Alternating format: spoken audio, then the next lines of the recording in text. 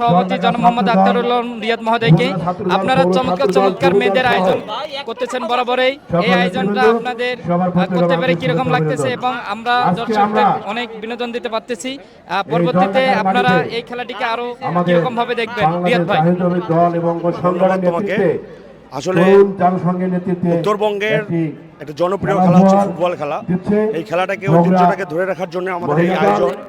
মরহুম Arafat Rahman cocoa football টুর্নামেন্টের আজকে এই প্রীতি ফুটবল ম্যাচ মহিলা ম্যাচে আমরা আসলে জলঢাকার জনগণের জন্য আজকে এই বিনোদন দেওয়ার জন্য আমরা এত বড় আয়োজন করি।